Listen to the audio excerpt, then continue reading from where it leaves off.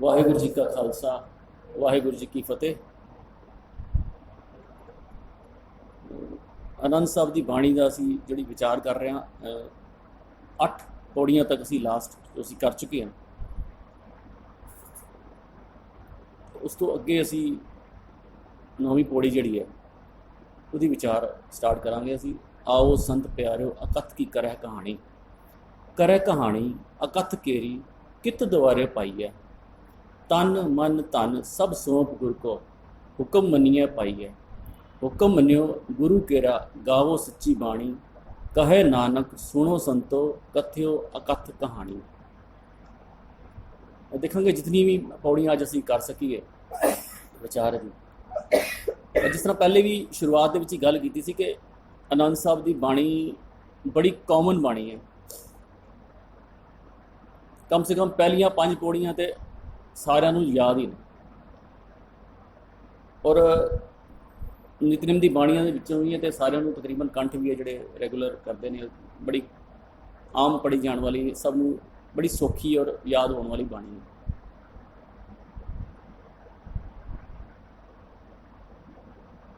गुरुद्वारे ਦੇ ਵਿੱਚ ਸਾਨੂੰ भी जो नितनेम ਹੁੰਦਾ तो यह भी पाठ किया जाता। हर गुरुद्वारे ਦੇ ਵਿੱਚ घट्टो घट्ट मिनीमम 2 वारी तो आनंद साहब की 5 पौड़ियां मिनीमम तो पढ़िया ही जाए,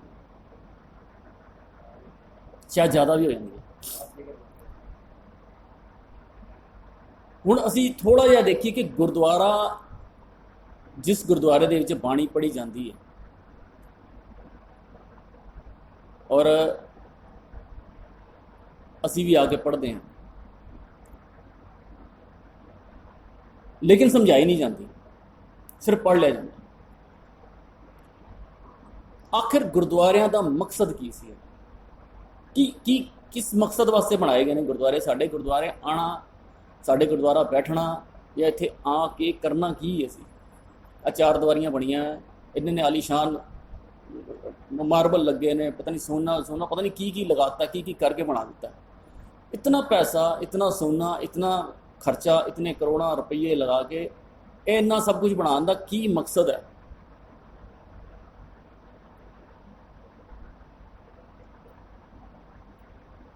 गुरुद्वारे का मकसद असी समझ लिया कि गुरुद्वारे आओ, जो सानू समझा गया, जो समझाया गया, समझा असी घट है, जो सानू समझाया गया असी वही समझ लिया। हुण देखिए की सानू समझाया गया कि गुरुद्वारे आना, इत्थे मत्था टेकना और इत्थे कोई ना कोई डिमांड असी रखनी है जो साड़ियां मन दी इच्छावां हैं। मन दी इच्छावां जिहड़ियां इत्थे रख देनियां तो फिर साड़ी मन की इच्छावां जी गुरु साड़ियां पूरियां करेगा। फिर प्रशाद लो, 3 4 10 वड्डे गुरुद्वारे के 10 12 15 जगह तो मत्थे टेके जाते हैं। 12 पौड़ियां तो लैके वापसी पौड़ियां तक गिन लो। गुरुद्वारा बंगला साहब की तुसीं सुन लो, देख लो, ये पार्किंग तो असीं मत्था टेकना शुरू करते हैं। पौड़ियां दे विच सारे मत्था टेकते जाते हैं, फिर एंटर करने वेले, फिर सामने, फिर पिछे घूम के, फिर उधर, फिर बाहर निकलने वेले, फिर कितनी जगह असीं घट्टो घट्ट 10 तो 12 जगह मत्थे टेक लैंदे हैं। अरदास करदे होए असीं जाके फिर उत्थे गल सुणांदे हैं कि भी किस तरीके दे नाल गल करनी है।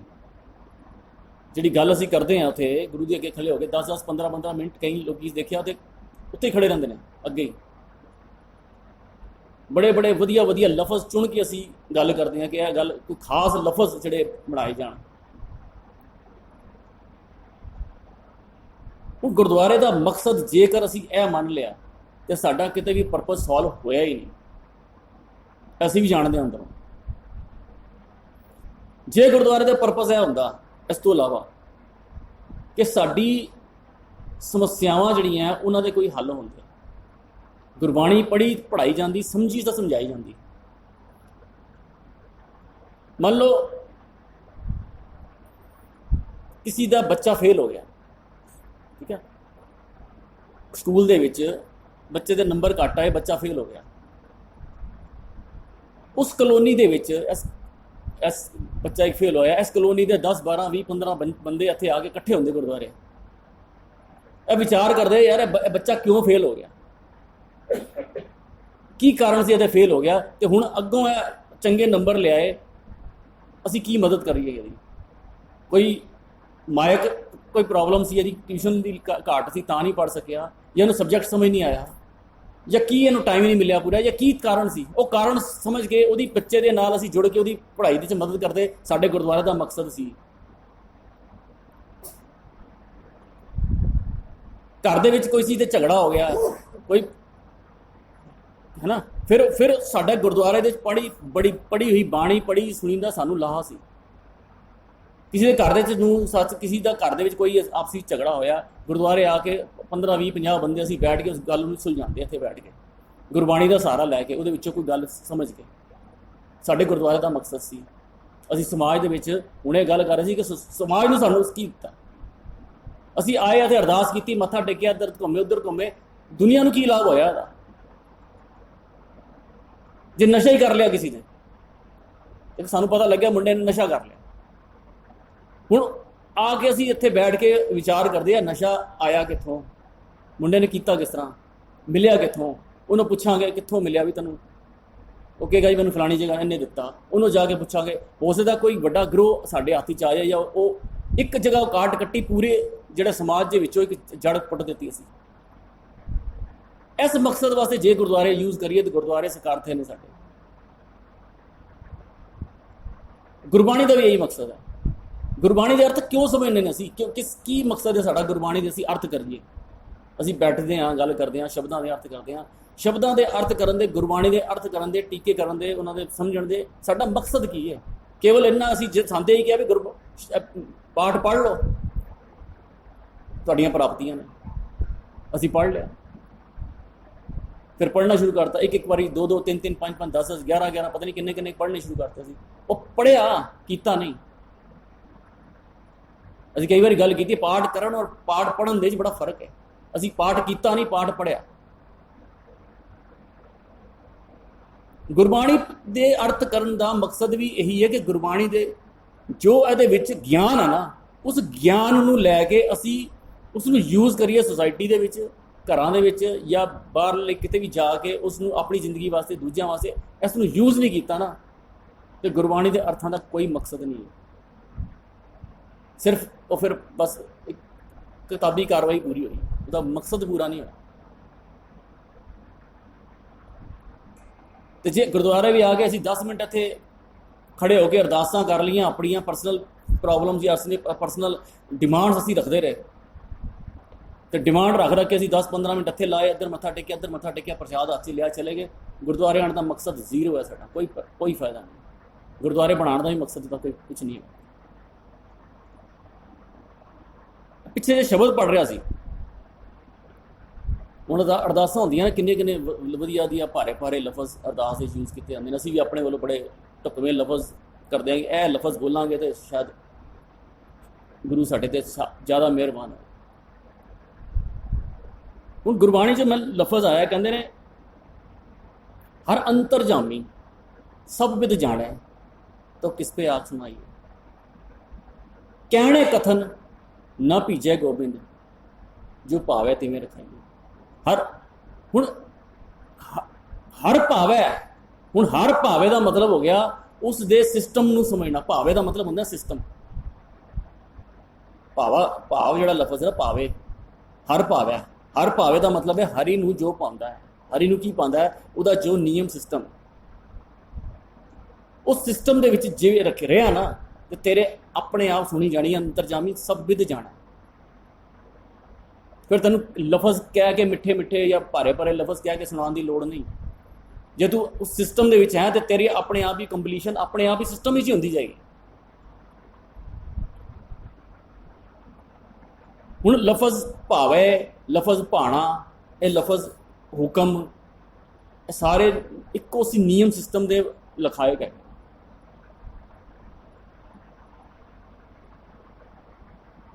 ਭਾਵੇ ਦਾ ਮਤਲਬ ਹੁੰਦਾ ਹੈ ਭਾਣਾ, ਜਿਸ ਨਾਲ ਜੋ ਤਿਸ ਭਾਵੈ ਸਹੀ ਭਲੀਕਾਰ। ਉਹ ਭਲੀਕਾਰ ਦਾ ਮਤਲਬ ਵੀ ਉਹ ਸਿਸਟਮ ਹੈ, ਉਸ ਨੂੰ ਜੋ ਪਾਉਂਦਾ ਹੈ।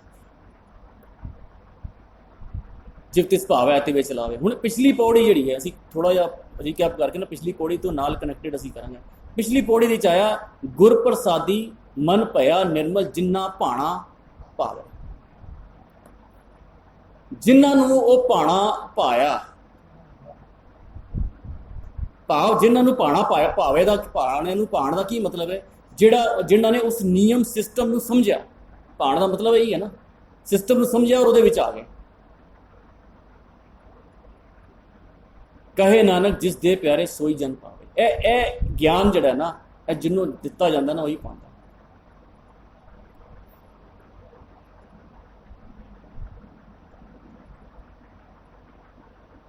ਹੁਣ ਗੱਲ ਚੱਲੀ ਉਹਦੇ ਭਾਣੇ ਦੀ, ਉਸਦੇ ਸਿਸਟਮ ਦੀ, ਉਹਦੇ ਨਿਯਮ ਦੀ।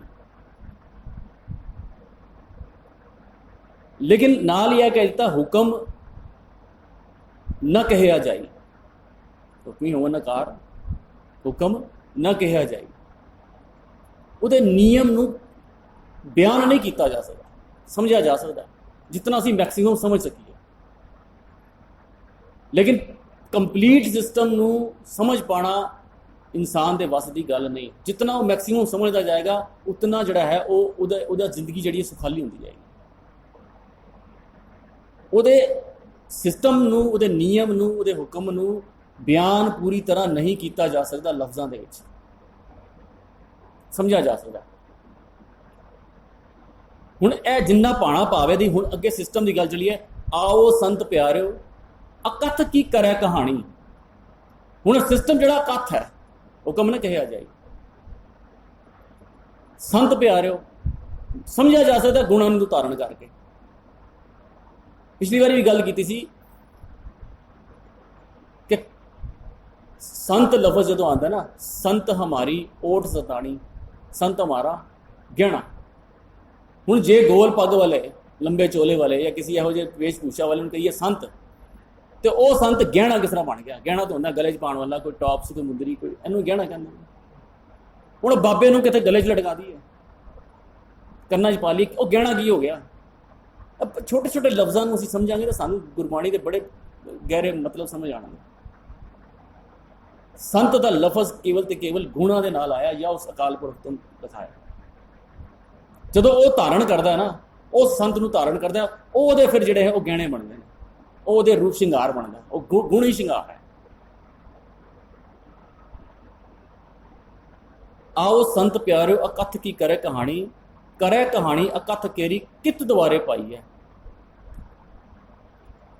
ਉਸ ਅਕਥ ਦੀ ਕਹਾਣੀ ਜਿਹੜੀ ਹੈ, ਉਸ ਕਥ ਦੀ ਜਿਹੜੀ ਗੱਲ ਹੈ, ਕਿਹਦੇ ਦੁਆਰਾ ਪ੍ਰਾਪਤ ਕੀਤੀ ਜਾ ਸਕਦੀ ਹੈ?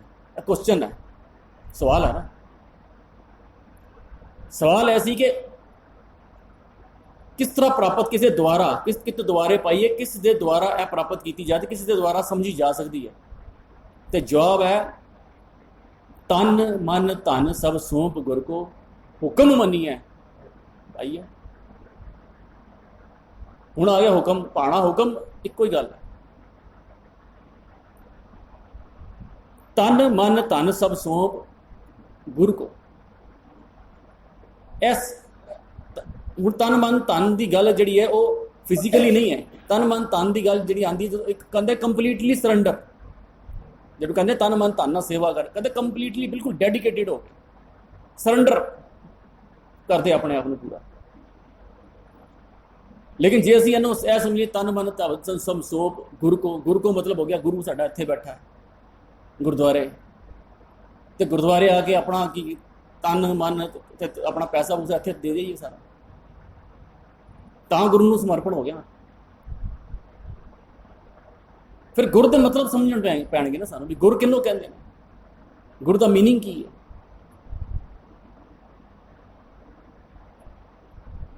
ਕਿਸ ਤਰ੍ਹਾਂ ਗੁਰੂ ਜਿਹੜਾ ਹੈ ਉਹਨੂੰ ਤਨ ਮਨ ਧਨ ਨੂੰ ਜਿਹੜਾ ਹੈ ਉਹ ਸਮਰਪਿਤ ਕੀਤਾ ਜਾ ਸਕਦਾ ਹੈ। ਹੁਣ ਮੰਨ ਲਓ ਸੌਂਪਣ ਦੀ ਗੱਲ ਹੈ,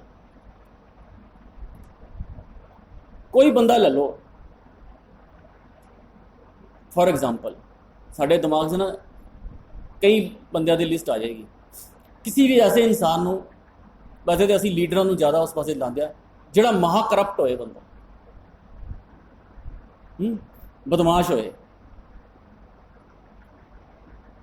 ਜਿਤਨਾ ਵੀ ਵਿਚਾਰ ਹੈ, ਜਿਤਨਾ ਵੀ ਕੁਕਰਮ ਨੇ ਉਸ ਬੰਦੇ ਨੇ ਕੀਤੇ ਹੋਣ,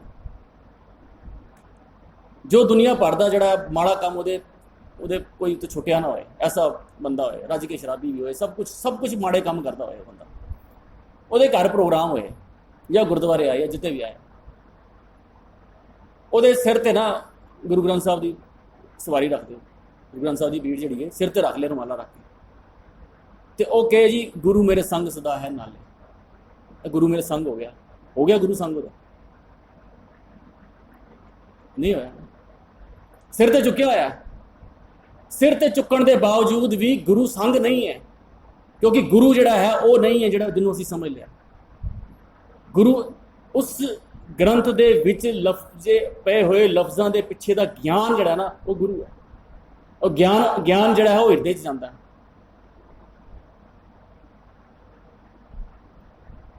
ਲੇਕਿਨ ਜਿਹੜੀ ਸੁਰਤ ਦੇ ਵਿੱਚ ਆ ਜਾਏ, ਅੰਦਰ ਹਿਰਦੇ 'ਚ ਆ ਜਾਏ, ਸਾਡੇ ਅੰਦਰ ਵਸ ਜਾਏ, ਤੇ ਫਿਰ ਪਤਾ ਕਿ ਜਿਸਕੇ ਸਿਰ ਉੱਪਰ ਤੂੰ ਸੁਆਮੀ ਸੋ ਦੁੱਖ ਕੈਸਾ ਪਾਵੇ, ਉਹਨੂੰ ਕਹਿੰਦੇ ਨੇ ਸਿਰ ਉੱਪਰ। ਤੇ ਜੇ ਸਿਰ ਦੇ ਉੱਤੇ ਆ ਰੱਖ ਲਿਆ,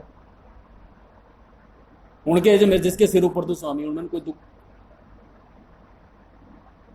ਹੁਣ ਗੁਰ ਦੇ ਮੀਨਿੰਗ ਜਦੋਂ ਇਸ ਤਰੀਕੇ ਨਾਲ ਸਮਝਾਂਗੇ ਨਾ, ਤਾਂ ਸਾਨੂੰ ਪਤਾ ਲੱਗੇਗਾ ਐਕਚੁਅਲ ਗੁਰ ਕੀ ਹੁੰਦਾ।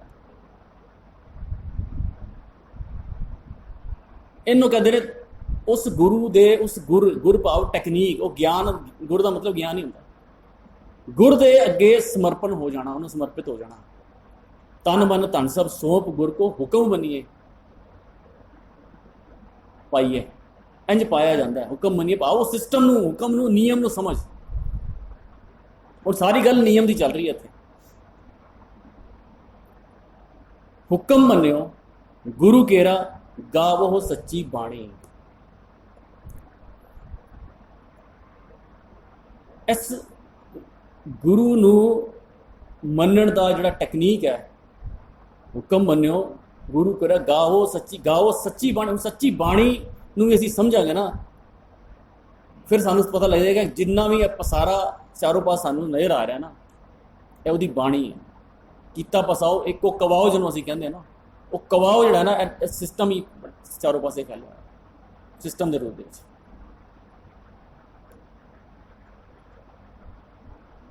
ਜਿਸ ਤਰ੍ਹਾਂ ਬਾਣੀ ਨੂੰ ਅਸੀਂ ਇਹ ਸਮਝ ਲਿਆ, ਬਾਣੀ ਦੇ ਵਿੱਚ ਦਾ ਗਿਆਨ, ਜਿਸ ਤਰ੍ਹਾਂ ਸ਼ਬਦ ਨੂੰ ਅਸੀਂ ਸਮਝਿਆ, ਸ਼ਬਦ ਹੈ, ਬਾਣੀ ਹੈ, ਇੱਕੋ ਹੀ ਤਰੀਕੇ ਦੇ ਸਾਰੇ ਲਫ਼ਜ਼ ਯੂਜ਼ ਕੀਤੇ ਨੇ।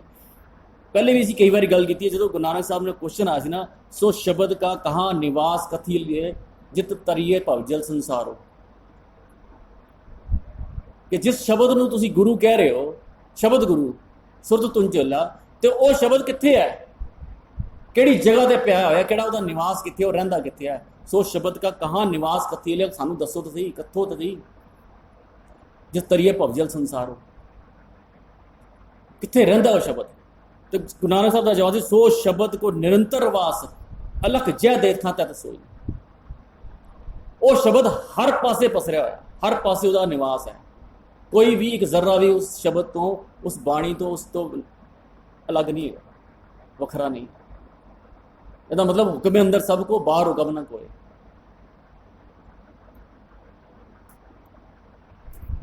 ਕਹੇ ਨਾਨਕ ਸੁਣੋ ਸੰਤੋ ਕਥਿਓ ਅਕਥ ਕਹਾਣੀ। ਇਸ ਤਰ੍ਹਾਂ ਉਹ ਉਸ ਕਹਾਣੀ ਨੂੰ ਕਿਹਾ ਜਾ ਸਕਦਾ, ਸਮਝਿਆ ਜਾ ਸਕਦਾ, ਨਿਯਮ ਨੂੰ ਸਮਝ ਕੇ। ਇਹ ਮਨ ਚੰਚਲਾ ਚਤੁਰਾਈ ਕਿਨੇ ਨਾ ਪਾਇਆ। ਹੁਣ ਚਤੁਰਾਈ ਕੀ ਹੋ ਗਈ? ਉਸ ਸਿਸਟਮ ਤੋਂ ਉਲਟ ਚੱਲਣਾ, ਨਿਯਮ ਤੋਂ ਵੱਖਰਾ ਹੋ ਕੇ ਚੱਲਣਾ, ਇਹ ਚਤੁਰਾਈ ਹੈ। ਜਿਹਨੂੰ ਅਸੀਂ ਪਹਿਲੇ ਹੀ ਸ਼ੁਰੂ ਤੋਂ ਹੀ ਸਮਝ ਲਿਆ, ਸਹਿਜ ਸਿਆਣਪਾਂ ਲੱਖ ਹੋਏ ਤਾਂ ਇੱਕ ਨਾ ਚੱਲੇ ਨਾਲ। ਉਸ ਤੋਂ ਬਾਹਰ ਜਾ ਕੇ ਕੋਈ ਚਤੁਰਾਈ ਚਲਦੀ ਨਹੀਂ। ਦੇਖੋ ਕੋਈ ਬੱਚਾ ਹੋਏ, ਨਸ਼ਾ ਲੱਗ ਜਾਏ ਉਹਨੂੰ, ਉਹ ਕੋਨੇ 'ਚ ਕਿਤੇ ਬਹਿ ਕੇ ਕਹੇ ਜੀ ਮੈਂ ਇੱਥੇ ਕੋਨੇ 'ਚ ਬਹਿ ਕੇ ਨਸ਼ਾ ਕਰ ਲਾਂ, ਸਿਗਰਟ ਪੀ ਲਾਂ ਜਾਂ ਕੁਛ ਵੀ ਕਰ ਲਾਂ, ਮੈਨੂੰ ਕਿਹੜਾ ਕੋਈ ਦੇਖ ਰਿਹਾ। 100 ਤਰੀਕੇ ਉਹ ਚਤੁਰਾਈ ਦੇ ਕਰ ਸਕਦਾ ਕਿ ਉਹ ਐਸੀ ਜਗ੍ਹਾ ਤੇ ਚਲਾ ਜਾਏ, ਐਸੇ ਕੋਨੇ ਚਲਾ ਜਾਏ, ਐਸੀ ਤਰੀਕਾ ਅਪਣਾ ਲਏ ਜਿਹਦੇ ਨਾਲ ਉਹਨੂੰ ਕੋਈ ਨਹੀਂ ਦੇਖ ਰਿਹਾ ਹੋਇਆ। ਸਿਗਰਟ ਪੀ ਰਿਹਾ, ਇੱਕ ਤੋਂ ਦੂਜੀ ਤੀਜੀ ਸਿਗਰਟ ਪੀ ਰਿਹਾ, ਉਹਨੂੰ ਕੋਈ ਨਹੀਂ ਦੇਖ ਰਿਹਾ, ਮੰਨ ਲਿਆ ਕੋਈ ਨਹੀਂ ਦੇਖ ਰਿਹਾ, ਤੂੰ ਬਚ ਗਿਆ, ਸਾਰੀ ਦੁਨੀਆ ਤੋਂ ਬਚ ਗਿਆ।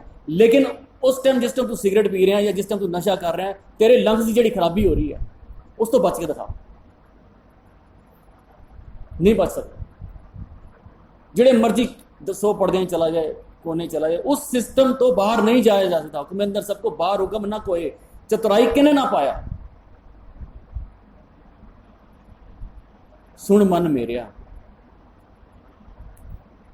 हुण इत्थे जदों मैं देखिया ना ये मन चंचला, तो मैनूं कई जगह ऐसा लग्या, कई बारी मन नूं ना संबोधित करके जिसका क्या मन चंचल, मन फुटहर, मन कुंचर, मन मूर्ख, है ना, बड़े सारे मन नूं इस तरह संबोधित किया, बड़े नीवें पद्धर।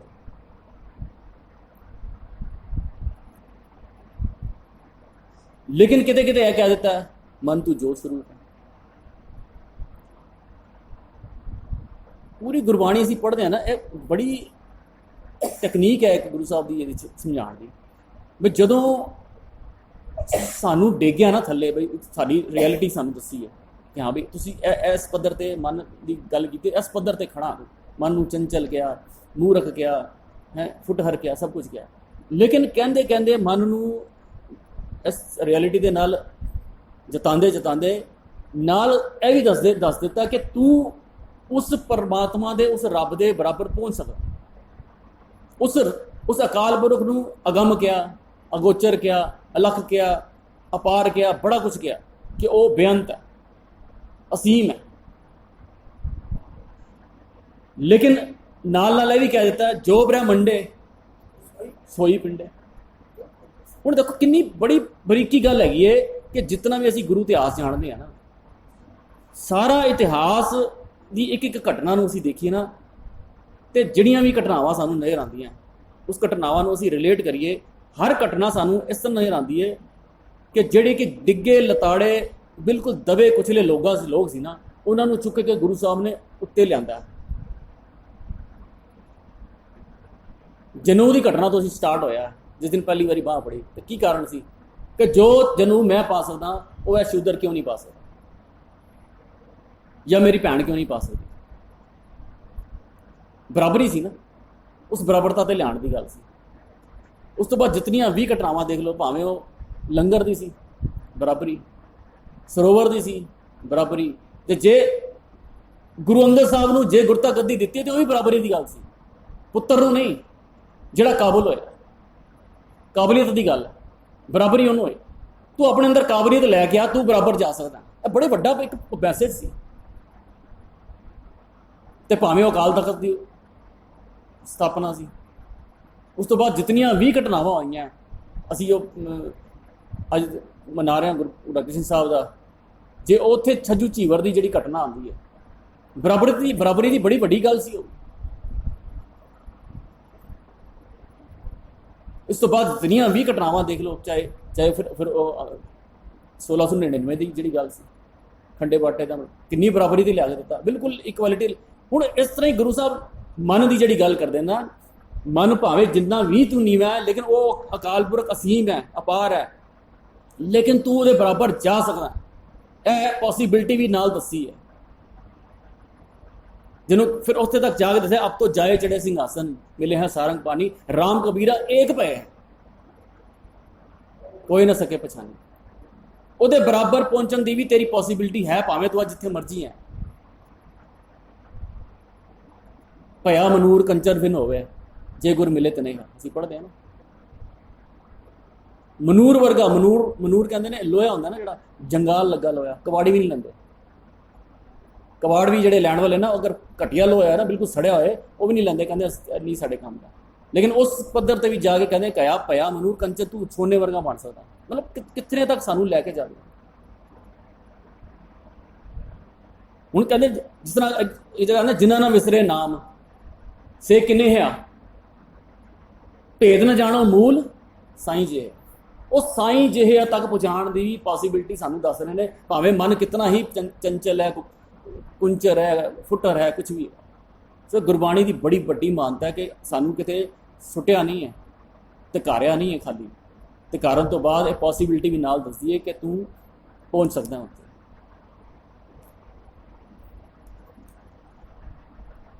ए माया मोहनी जिन एत भरम भुलाया।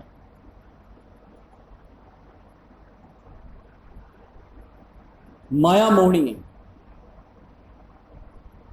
माया तो मोहनी तिने की जिन ठगोली पाई। उन्होंने अर्थ जोड़े किए जाते हैं ना, वो यही है कि रब ने माया बना दी और इंसान उहदे विच खचत हो गया। हुण पुछिए भी माया फिर रब ने बनाई क्यों? जी रब टैसट लैंदा है ना, एग्जामिन करता है कि यह जांदा उधर कि नहीं जाता। बड़ा वड्डा भुलेखा सानू पै गया कि रब ने माया बनाई है, फिर असी जे रब की माया बनाई है तो फिर असी रब की माया दे नूं असी गलत किस तरह कह रहे हैं? उसकी बनाई हुई चीज़ असी गलत क्यों कही है जब उसकी क्रिएशन के कुछ गलत है ही नहीं। सच्चे तेरे खंड सच्चे ब्रह्म, उन्होंने फिर माया माड़ा क्यों कह रहे हैं? तो जे रब ने टैसट लेना तो जे असी कहने हैं तू मेरा पिता तू है मेरा माता, रब नूं उस अकाल पुरख नूं असी माता पिता कहते हैं, तो अपने ते ला के देखिए सड़क पर जाइए, बाहर ट्रैफिक जा रहा है बड़ी तेजी ना स्पीडो स्पीड, बच्चा साढ़े नाल होए, असी कहिए बच्चे चल जा सड़क पार के, देखिए बच्चा तो देखिए पार करता है कि नहीं करता, तो टैसट लीए बच्चे का कभी करते हैं ऐसा? ऐसे मौके पर होर मजबूती ना हथ फड़ लें असी, फिर ट्रैफिक ज़्यादा खतरा ज़्यादा। कभी टैसट लिया सी बच्चे का कि बाहरों कोई खराब गंदी चीज़ या ऐसी कोई चीज़ लिया के खवाइए बच्चे ने, देखिए यार टैसट लीए अज पता नहीं देखिए बीमार होंदा कि नहीं होंदा? कभी नहीं लेंदे सी टैसट। तो रब जिहड़ा उन्होंने माता पिता वो साडा टैसट किवें लै सकदा? माया खिलार दी है जी, हुण पूरा टैसट लै रहा, देखिए खचत होंदा कि नहीं होंदा? असी बच्चे का टैसट नहीं लिया कभी खवाण वास्ते, हाँ बच्चा आप कभी खाए बाहरों तो गल वखरी, वो मर्जी है, किसी के कहण ते खाए। सेम इस तरीके माया जिहड़ी है मन की बनाई हुई है, साडी बनाई हुई है माया, रब ने नहीं बनाई, यह क्रिएशन साडी है। मन माया जिहड़ी है ना वो उन्हें बनाई है। माया तो मोनी तिने की जिन ठगोली पाई आ, जिन्होंने ठगियां की ना चतराई वालियां, उन्होंने माया बनाई है, उन्होंने वास्ते माया, उन्होंने फिर सब कुछ माया। कुर्बान किया तिस्से विटों जिन मोह मिठा लाया, कहते कुर्बान उहदे ते हैगा जिन्होंने मिठे दे नाल मोह लाया, मिठा भाव वो सिस्टम, वरना माया सोना सी कह देने माया, ठीक है जी, सोना उस अकाल पुरख और रब ने बनाई हुई चीज़ है, उसकी कीमत किने तय की? मैटल है ना, वो भी जिस तरह लोहा मैटल है, बाकी जिंक है, ब्रास है, और दुनिया भर के मैटल है, इस तरह एक सोना एक मैटल है, धरती चो निकलती है, लेकिन किन्ने तय कर दिता कि सोना की कीमत है तो लोहे की कीमत है? बना कीमत तय करने वाला कौन सी? इंसान। माया किहदी बनाई है? नोट है एक, बड़े कागज रुलते हैं, जब तक वो कागज प्लेन है कुछ नहीं कीमत होती, कोई नहीं देखता, सड़कों पर रुलते पे ना, उसी कागज के उत्ते जो कुछ प्रिंट हो जाए, कुछ रकम लिखी जाए, फिगर लिख दी, कोई स्पैसीफिक एक डिजाइन बन गया, वो नोट बन गया, हुण माया बन गई। किहने बनाया? बनाई, साडी बनाई हुई। हुण उहदे पिछे साडा मन दौड़दा है लैण वास्ते, उन्होंने कागज रुलते पे नहीं, चुकते नहीं, देखते भी नहीं। सब क्रिएशन मन की बनाई हुई माया की।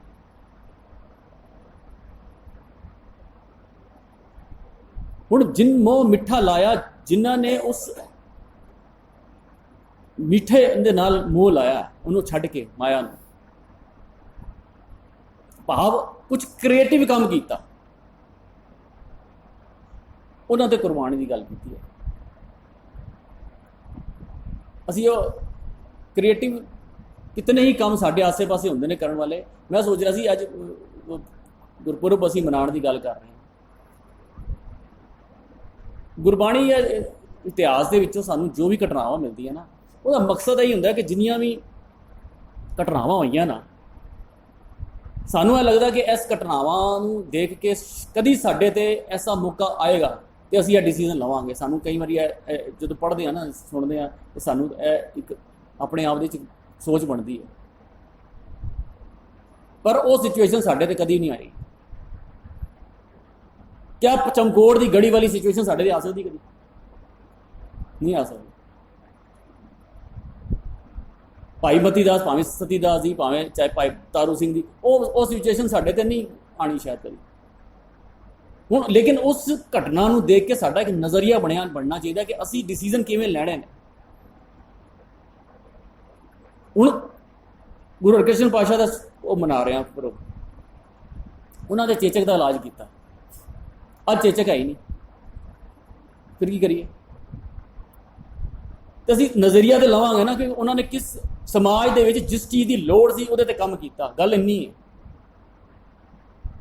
ਜਿਸ ਚੀਜ਼ ਦੀ ਜ਼ਰੂਰਤ ਸੀ, ਜਿਸ ਚੀਜ਼ ਦੀ ਘਾਟ ਸੀ, ਜਿਹੜੀ ਰੋਗ ਸੀ, ਜੋ ਪ੍ਰੋਬਲਮ ਸੀ, ਉਸ ਪ੍ਰੋਬਲਮ ਦਾ ਸੋਲੂਸ਼ਨ ਲੱਭਿਆ, ਉਹਦੇ ਤੇ ਕੰਮ ਕੀਤਾ। ਬਸ ਇੰਨਾ ਨਜ਼ਰੀਆ ਲੈਣਾ।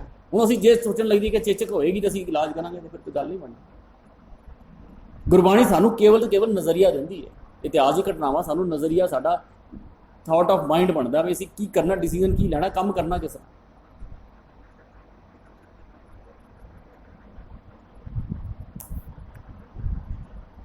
ਲੇਕਿਨ ਜਿਤਨੀਆਂ ਵੀ ਇਹ ਗੱਲ ਕੀਤੀ ਹੈ ਨਾ, ਇਹ ਕਹੇ ਨਾਨਕ ਮਨ ਚੰਚਲ ਚਤੁਰਾਈ ਕਿਨੇ ਨਾ ਪਾਇਆ, ਉਸ ਦੇ ਸਿਸਟਮ ਤੋਂ ਉਲਟ ਜਾ ਕੇ ਨਹੀਂ ਪਾਇਆ ਜਾ ਸਕਦਾ। ਇਹ ਮਨ ਪਿਆਰਿਆ ਤੂੰ ਸਦਾ ਸੱਚ ਸੰਭਾਲੇ। ਦੇਖੋ ਹੁਣ ਦੋ ਚੀਜ਼ਾਂ ਦਾ ਕੰਪੈਰੀਜ਼ਨ ਦੇ ਦਿੱਤਾ। ਪਹਿਲੀ ਪੌੜੀ ਦੇ ਵਿੱਚ ਦਿੱਤੀ ਹੈ ਨਿਯਮ ਦੀ ਗੱਲ, ਅਗਲੀ ਪੌੜੀ ਦੇ ਵਿੱਚ ਦਿੱਤੀ ਹੈ ਮਾਇਆ ਦੀ ਗੱਲ। ਦੋਨਾਂ ਨੂੰ ਕੰਪੇਅਰ ਕਰਕੇ ਸਾਹਮਣੇ ਸਾਹਮਣੇ ਰੱਖ ਦਿੱਤੀ ਗੱਲ। ਹੁਣ ਇਹਦੇ ਵਿੱਚੋਂ ਤੇਰੀ ਚੁਆਇਸ ਹੈ, ਤੂੰ ਕੀ ਕਰਨਾ ਹੈ। ਅਗਲਾ ਡਿਸੀਜਨ ਇਹ ਮਨ ਪਿਆਰਿਆ। ਹੁਣ ਦੇਖੋ ਕਿਤੇ ਮਨ ਨੂੰ ਚੰਚਲ ਕਹਿ ਦਿੱਤਾ। ਹੁਣ ਉਸੇ ਮਨ ਨੂੰ ਕਿਸ ਤਰ੍ਹਾਂ, ਜਿਸ ਤਰ੍ਹਾਂ ਬੱਚਾ ਹੁੰਦਾ ਨਾ ਘਰ ਦਾ, ਬੱਚੇ ਨੂੰ ਕਿਸ ਤਰ੍ਹਾਂ ਕਦੀ ਕਹਿੰਦੇ ਨੇ ਮੇਰਾ ਰਾਜਾ ਬੇਟਾ, ਕਦੀ ਉਸ ਬੱਚੇ ਨੂੰ ਥੱਪੜ ਹੀ ਮਾਰ ਦਿੰਦੇ ਨੇ, ਕਦੀ ਕਹਿੰਦੇ ਚੱਲ ਤੈਨੂੰ ਬੰਦ ਕਰ ਦਿਆਂਗੇ ਕਮਰੇ 'ਚ, ਕਦੀ ਕਹਿੰਦੇ ਤੈਨੂੰ ਇਹ ਕਰ ਦਿਆਂਗੇ। ਕਈ ਤਰ੍ਹਾਂ ਦੇ ਨਾਲ ਡਾਂਟੇ ਡੱਬਦੇ ਵੀ ਜਾਂ ਪਿਆਰ ਵੀ ਕਰਦੇ ਆ, ਸਭ ਕੁਝ ਕਿਸੇ ਤਰੀਕੇ ਕਾਬੂ 'ਚ ਆ ਜਾਏ। 100 ਹੀਲੇ ਵਰਤੇ ਜਾਂਦੇ ਨੇ ਬੱਚੇ ਨੂੰ ਕਾਬੂ। ਹੁਣ ਉੱਥੇ ਚੰਚਲ ਕਹਿੰਦਾ ਤੇ ਇਹ ਮਨ ਪਿਆਰਿਆ ਤੂੰ ਸਦਾ ਸੱਚ ਸੰਭਾਲੇ, ਤੂੰ ਸੱਚ ਦੀ ਸੰਭਾਲ ਕਰ। ਸੱਚ ਕੀ ਹੈ? ਨਿਯਮ, ਸਿਸਟਮ ਨੂੰ ਸਮਝ ਕੇ ਉਹਦੇ ਵਿੱਚ ਚੱਲਣਾ ਨਹੀਂ। ਲੇਕਿਨ ਚਤੁਰਾਈ ਇੰਨੀ, ਕੁਝ ਦਿਨ ਪਹਿਲੇ ਨਾ ਇੱਕ ਡਾਟਾ ਆਇਆ, ਵਰਲਡ ਦੇ ਵਿੱਚ ਜਿਤਨੀਆਂ ਵੀ ਪੌਰਨ ਮੂਵੀਜ਼ ਹੈਗੀਆਂ, ਬਲੂ ਫਿਲਮਸ ਹੈਗੀਆਂ ਜਾਂ ਸੈਕਸੂਅਲ ਇਸ ਤਰ੍ਹਾਂ ਦੀ ਮੂਵੀਜ਼ ਹੈਗੀਆਂ ਜਿਹੜੀ ਇੰਟਰਨੈਟ ਤੇ ਇਹ ਕਿਹੜੇ ਮੁਲਕਾਂ ਦੀ ਜ਼ਿਆਦਾ ਦੇਖੀ ਜਾਂਦੀ? ਮੈਂ ਦੇਖ ਕੇ ਹੈਰਾਨ ਹੋ ਗਿਆ। ਇਹਨਾਂ ਮੁਲਕਾਂ ਦੇ ਜਿਹੜੇ 5-7 ਉੱਤੇ ਦੇ ਨਾਮ ਹੈਗੇ ਨਾ, ਜਿਹੜੇ ਉਹਨਾਂ ਵਿੱਚ ਉਹ ਨਾਮ ਨੇ ਜਿਹੜੇ ਆਪ ਨੂੰ ਬੜੇ ਧਾਰਮਿਕ ਕਹਿੰਦੇ ਨੇ। Pakistan, Saudi Arabia, Egypt, India ਵੀ ਆਪਣਾ ਵੀ ਹੈਗਾ ਜੀ ਉਹਨਾਂ ਪੰਜਾਂ ਦੇ ਵਿੱਚ। ਅਸੀਂ ਧਾਰਮਿਕ ਹਾਂ ਬੜੇ, ਔਰ ਜਿਨ੍ਹਾਂ ਨੂੰ ਅਸੀਂ ਉਹ ਕੀਤਾ ਨਾ ਕਿ ਹਾਂ ਵੀ ਇਹ ਬੜੇ ਨੰਗੇਜ਼ ਹੈ ਜਾਂ ਬੜੇ ਪਿਛੜੇ ਹੋਏ ਨੇ ਜਾਂ ਬੜੇ ਇਹ ਨੇ, ਉਹ ਤਾਂ ਕਹਿੰਦੇ ਬੜੀ ਦੂਰ ਦੂਰ ਤੱਕ ਨੇ। ਇਹ ਸਾਡੇ ਹਾਲਾਤ ਨੇ, ਕੀ ਕਰਾਂਗੇ ਅਸੀਂ ਆਪਣੇ ਆਪ ਨੂੰ ਬੜੇ ਧਰਮੀ ਕਹਿੰਦੇ ਹਾਂ। ਉਹ ਡਾਟਾ ਦੇਖੋ ਅਸੀਂ ਕਿੱਥੇ ਖੜੇ ਹਾਂ। ਜਿਤਨੇ ਵੀ ਧਾਰਮਿਕ ਮੁਲਕ ਜਿਹੜੇ ਨਾ ਉਹਨਾਂ ਦੇ ਨੰਬਰ ਪਹਿਲੇ ਸਭ ਤੋਂ। ਲੇਕਿਨ ਗੱਲ ਉਹੀ ਹੈ ਕਿ ਚੰਚਲ ਮਨ, ਇਹ ਮਨ ਸੱਚ ਦੀ ਸੰਭਾਲ ਨਹੀਂ ਕੀਤੀ। ਇਹ ਮਨ ਪਿਆਰਾ ਤੂੰ ਸਦਾ ਸੱਚ ਸੰਭਾਲੇ। ਇਹ ਕੁਟੰਬ ਤੂੰ ਜੋ ਦੇਖਤਾ, ਹੁਣ ਕੁਟੰਬ ਕਿਹੜਾ? ਉਹ ਮਾਇਆ ਵਾਲਾ ਜਿਹੜਾ ਪਿੱਛੇ ਦੀ ਗੱਲ ਕੀਤੀ। ਉਹ ਦੇਖੋ ਉਹ ਦੋਨੋਂ ਪੌੜੀਆਂ ਦੀ ਅੱਗੇ ਵਿਸਥਾਰ ਦਿੱਤਾ ਹੈ।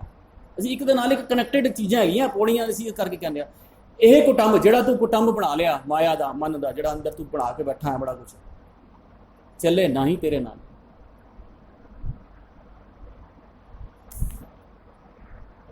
ਹੁਣ ਪੌੜੀ ਪੜ੍ਹਦੇ ਜਾਵਾਂਗੇ ਨਾ, ਸਾਨੂੰ ਸਾਰੀ ਗੱਲ ਹੁਣ ਇਹਦੀ ਕੋਈ ਜ਼ਿਆਦਾ ਡਿਟੇਲ 'ਚ ਜਾਣ ਦੀ ਲੋੜ ਨਹੀਂ ਪੈਣੀ। ਸਾਨੂੰ ਸਾਥ ਤੇਰੇ ਚੱਲੇ ਨਹੀਂ ਤਿਸ ਨਾਲ ਕਿਉਂ ਚਤਲਾਈਏ, ਐਸਾ ਕੰਮ ਮੂਲੇ ਨਾ ਕੀਜੇ ਜਿਤ ਅੰਤ ਪਛਤਾਈਏ। ਸਤਿਗੁਰ ਕਾ ਉਪਦੇਸ਼ ਹੁਣ ਤੂੰ ਹੋਵੇ ਤੇਰੇ ਨਾਲੇ, ਕਹੇ ਨਾਨਕ ਮਨ ਪਿਆਰੇ ਤੂੰ ਸਦਾ ਸੱਚ ਸੰਭਾਲੇ। ਹੁਣ ਦੇਖੋ ਸਾਰੀ ਗੱਲ ਕਲੀਅਰ ਹੋ ਗਈ। ਹੁਣ ਜ਼ਿਆਦਾ ਡਿਟੇਲ 'ਚ ਜਾਣ ਦੀ ਲੋੜ ਨਹੀਂ ਪਈ। ਕਿਹਦੀ ਗੱਲ ਚੱਲ ਰਹੀ ਹੈ? ਸੱਚ ਦੀ ਗੱਲ ਚੱਲ ਰਹੀ ਹੈ ਔਰ ਉਸ ਮਾਇਆ ਦੀ ਗੱਲ ਚੱਲ ਰਹੀ ਹੈ।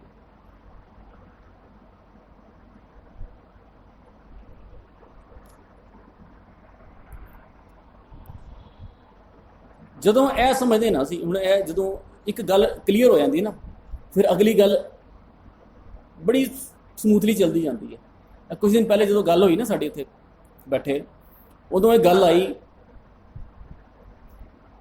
पिछला जन्म की है, जन्म मरण की है, जूना की ने, 84 ਲੱਖ की है, धर्मराज, स्वर्ग नरक, सारी तो गुरबाणी मंदी असीं बैठे गल कर रहे सी। हुण यह जो पौड़ी असीं समझीए ना, 2 पौड़ियां समझ के बाद हुण गल सानूं एक क्लीयर हो गई कि भी हुण गल किहड़ी डायरैक्शन 'च जा रही है। ਜਦੋਂ ਅਸੀਂ ਇਹ ਚੀਜ਼ਾਂ ਸੁਣਦੇ ਹਾਂ, ਪੜ੍ਹਦੇ ਹਾਂ ਨਾ, 84 ਲੱਖ ਜੂਨ, ਸਵਰਗ ਨਰਕ, ਅਸੀਂ ਪਿਛਲਾ ਕੰਟੈਕਸਟ ਨਹੀਂ ਦੇਖਦੇ ਕਿਸ ਗੱਲ ਦੀ ਗੱਲ ਚੱਲ ਰਹੀ ਹੈ, ਇਸ ਕਰਕੇ ਅਸੀਂ ਭੁਲੇਖਾ ਖਾ ਜਾਂਦੇ ਹਾਂ। ਹੁਣ ਦੇਖੋ, ਮੰਨ ਲਓ ਅਸੀਂ ਘਰ ਬੈਠੇ ਹਾਂ, ਸਾਡਾ ਹੁਣ ਟਾਈਮ ਆ ਗਿਆ ਇਨਕਮ ਟੈਕਸ ਰਿਟਰਨ ਦਾ, ਨਹੀਂ ਥੋੜ੍ਹਾ ਜਿਹਾ ਟਾਈਮ ਵੱਧ ਗਿਆ। ਹੁਣ ਅਸੀਂ ਅਕਾਊਂਟੈਂਟ ਨੂੰ ਫੋਨ ਕਰੀਏ ਔਰ ਉਹਨੂੰ ਕਹੀਏ ਜਿਹੜੀ ਤੇਰੀ ਮੇਰੀ ਲਾਸਟ ਈਅਰ ਦੀ ਜਿਹੜੀ ਮੇਰੀ ਇਨਕਮ ਟੈਕਸ ਦੀ ਫਾਈਲ ਆ ਨਾ, ਉਹ ਮੈਨੂੰ ਭੇਜ ਦੇ, ਠੀਕ ਹੈ। ਹੁਣ ਜੇ ਅਕਾਊਂਟੈਂਟ ਨੂੰ ਇਸ ਗੱਲ ਦਾ ਨਹੀਂ ਪਤਾ ਨਾ, ਇਸ ਗੱਲ ਦਾ ਕੰਟੈਕਸਟ ਦੇ ਵਿੱਚ ਉਹਨੂੰ ਨਹੀਂ ਪਤਾ ਕਿ ਫਾਈਲ ਦਾ ਮਤਲਬ ਉਹ ਜਿਹੜੀ ਮੇਰੀ ਅਲਮਾਰੀ 'ਚ ਰੱਖੀ ਫਾਈਲ ਦੀ ਗੱਲ ਕਰ ਰਿਹਾ ਹੈ ਜਾਂ ਮੇਰੀ ਕੰਪਿਊਟਰ ਜਿਹੜੀ ਫਾਈਲ ਪਈ ਹੈ ਉਹਦੀ ਗੱਲ ਕਰ ਰਿਹਾ, ਉਹ ਭੇਜ ਸਕਦਾ?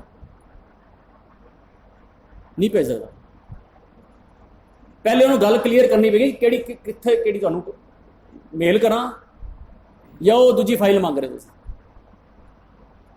ਨਾਮ ਤਾਂ ਦੋਨਾਂ ਦਾ ਫਾਈਲ ਹੀ ਹੈ, ਤੇ ਸਾਨੂੰ ਵੀ ਕਲੀਅਰ ਕਰਨੀ ਪੈਗੀ ਗੱਲ ਕਿਹੜੇ ਕੰਟੈਕਸਟ ਦੀ ਚੱਲ ਰਹੀ ਹੈ। ਸੋ ਦੋਨਾਂ ਵਿੱਚੋਂ ਸਾਨੂੰ ਸਮਝਣਾ ਪਏਗਾ ਕਿ ਗੁਰਬਾਣੀ ਦੇ ਵਿੱਚ ਜਦੋਂ ਜਨਮ ਮਰਨ, ਸਵਰਗ ਨਰਕ, ਜਿਹੜਾ ਦਰਗਾਹ, ਸਾਰੀਆਂ ਗੱਲਾਂ ਆਉਂਦੀਆਂ ਨਾ, ਧਰਮਰਾਜ, 84 ਲੱਖ ਜੂਨ, ਇਹ ਕਿਹੜੀ ਵਾਲੀ ਕਿਹੜੇ ਜਨਮ ਮਰਨ ਦੀ ਗੱਲ ਚੱਲ ਰਹੀ ਹੈ। ਹੁਣ ਕਹਿੰਦੇ ਜਿਸ ਮਰਨੇ ਤੇ ਜਗ ਡਰੇ ਮੇਰੇ ਮਨ ਆਨੰਦ। ਹੁਣ ਜਿਸ ਮਰਨੇ, ਅਸੀਂ ਤੇ ਮਰਨਾ ਇੱਕੋ ਹੀ ਸਮਝਿਆ ਹੋਇਆ, ਸਾਹ ਰੋਕੇ ਤੇ ਮੌਤ, ਲੇਕਿਨ ਜਿਸ ਦਾ ਮਤਲਬ ਹੁੰਦਾ ਕੋਈ ਖਾਸ, ਤੇ ਸਾਨੂੰ ਸਮਝਣਾ ਪੈਣਾ ਕਿਹੜੇ ਮਰਨੇ ਤੇ, ਬਈ ਕਿਹੜੀ ਕਿਸ ਮਰਨੇ ਤੇ ਗੱਲ ਚੱਲ ਰਹੀ ਹੈ ਜਿਹਦੇ ਨਾਲ ਆਨੰਦ ਹੋ ਜਾਂਦਾ। ਕੰਟੈਕਸਟ ਕੀ ਚੱਲ ਰਿਹਾ। ਸੋ ਇਹ ਬੜੀ ਜ਼ਰੂਰੀ ਗੱਲਾਂ ਹੈਗੀਆਂ ਸਾਰੀਆਂ। ਸਾਨੂੰ ਅਗਰ ਇਹ ਲਫ਼ਜ਼ ਆ ਜਾਂਦੇ ਤਾਂ ਲਫ਼ਜ਼ਾਂ ਦੇ ਪਿੱਛੇ ਭਾਵ ਕੀ ਹੈ, ਕਿੱਥੋਂ ਗੱਲ ਚੱਲਦੀ, ਸਾਨੂੰ ਇਹ ਸਮਝਣਾ ਪੈਣਾ।